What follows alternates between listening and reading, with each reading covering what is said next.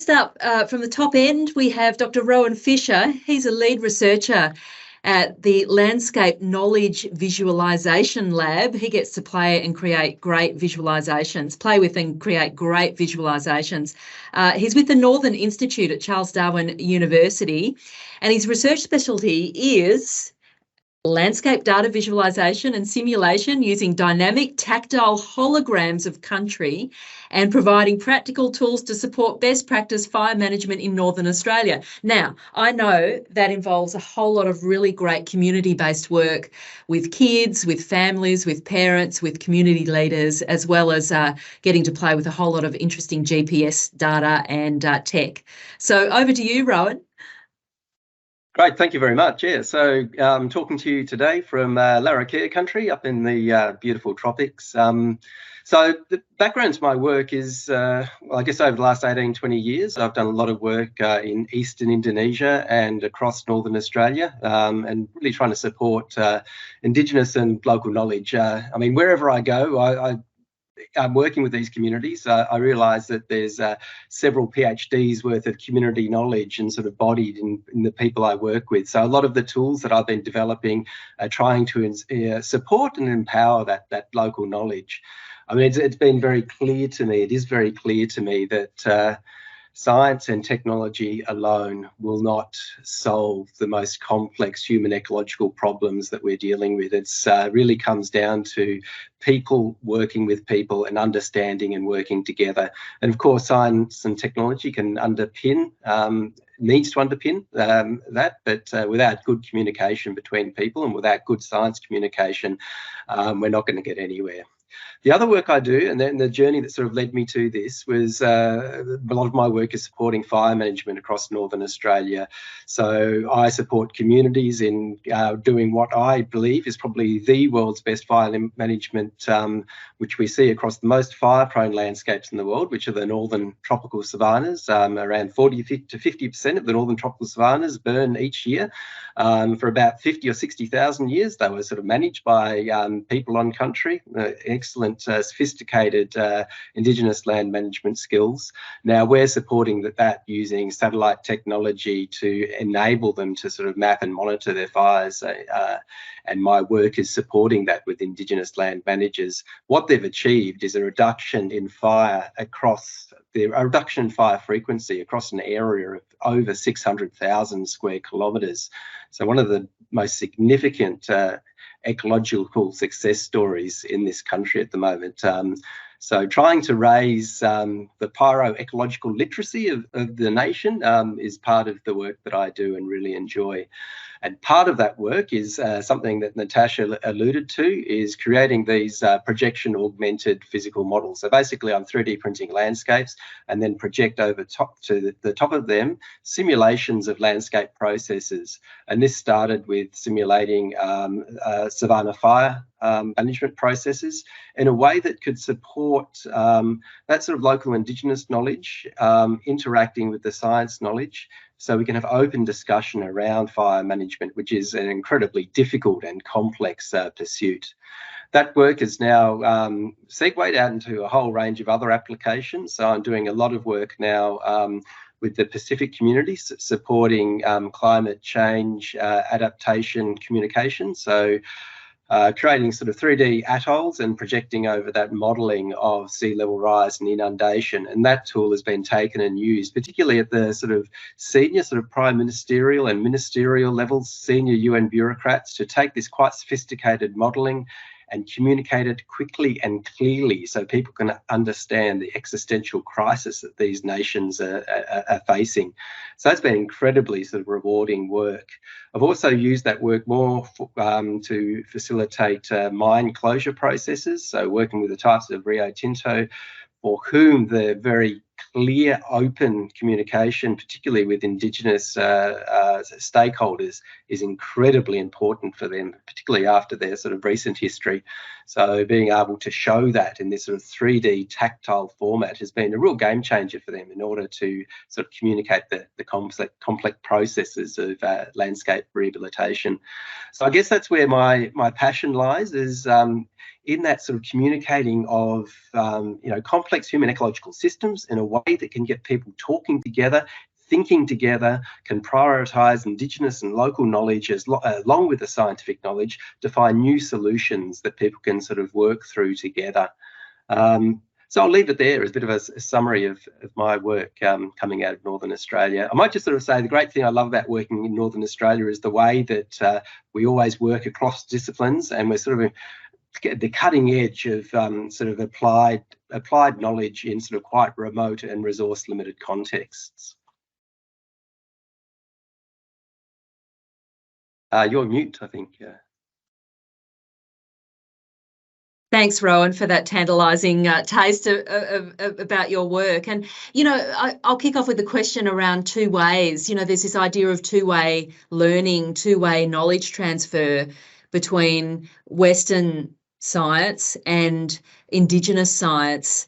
And from your experience, when does that feel most authentic and nuanced? Because often I've observed that it feels very surface, that conversation sometimes, and the Western scientists, those trained in the Western tradition, sort of aren't really listening as deeply as they might, and they're not necessarily integrating into their own practice what they're listening to. Yeah, I think it's an issue that I see all the time where, as scientists, we're very good at telling people.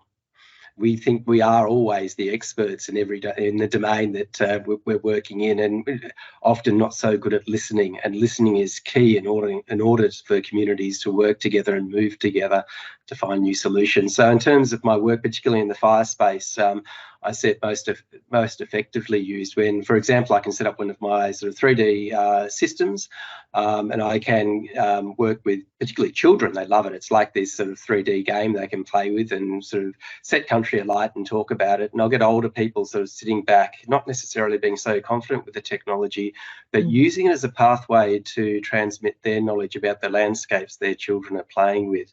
So when it facilitates a little bit of the underpinning science, a bit of the satellite-derived data sets that are making the simulation work, but it is allowing that intergenerational knowledge exchange.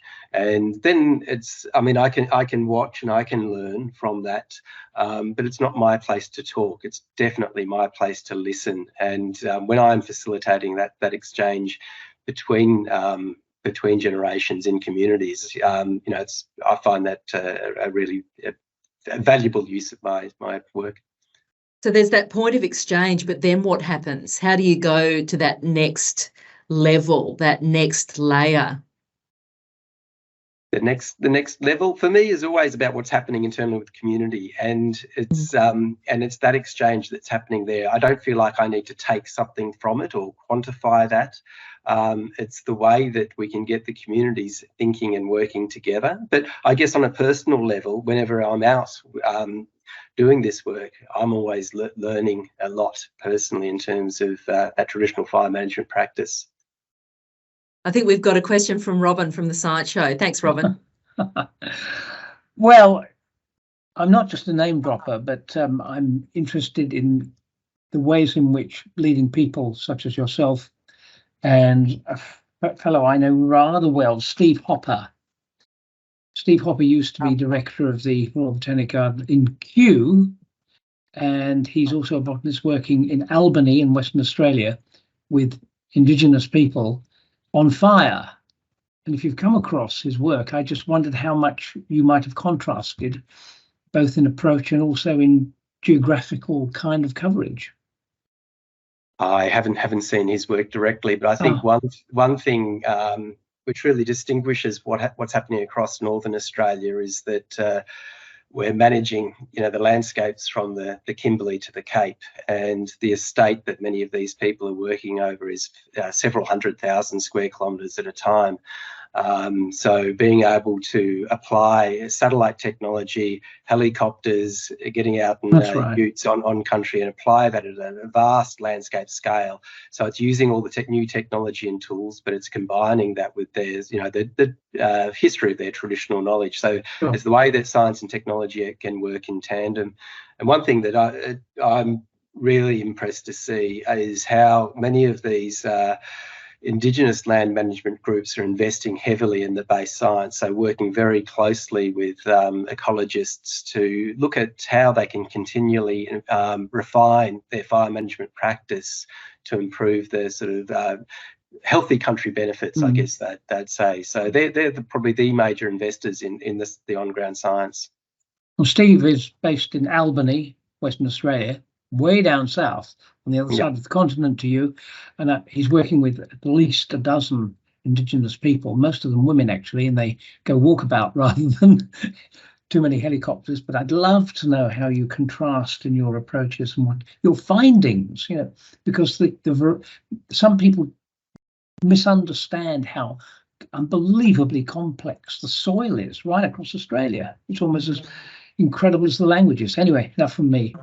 Thanks, Robin. I know I'd love to get a sense of what other parts of Australia could learn from your approach too. Jonathan just has asked a question, and if we could keep it fairly brief. Jonathan, he of the epic and excellent question. You mentioned that a large proportion, 40% of the northern savannas burn each year, I think he says. We know how much used to burn that regularly before colonisation, when it was more actively managed by First Nations people, and what are the projections for that rate as the climate continues to change? Huge question. Well, we don't know the proportion prior to satellites being able to quantify the exact extent. But I mean, the northern savannas particularly the Australian northern savannas, are the most fire-prone landscapes in the world. So they will burn regardless of whether people are out there on country burning or not. So I would imagine it would have been reasonably similar. But the amount of burning actually increased over the last 100 years as people moved off country, and it's only over the last sort of 10 to 15 years that there's been this incredible resurgence of fire management across northern Australia. That's why we know that there's been a reduction in fire frequency across that area, over 600,000 square kilometres. So, and that is under more severe climate change conditions. So not only are we keeping things steady, we're actually improving the amount of fire. We're reducing the amount of fire in the most fire-prone landscapes in the world under more severe fire conditions. So, and that's due to a hell of a lot of hard work. It's really, really difficult and heartbreaking for many of those guys out on country. And it's very, very long hours. But the achievements are just, I think they should be celebrated as one of the most nationally significant sort of ecological outcomes. Bloody hard work. It's an important message to communicate. Rohan, thanks so much, and really looking forward to seeing what content you produce yourself or assist in producing during the residency. Thanks so much for the presentation.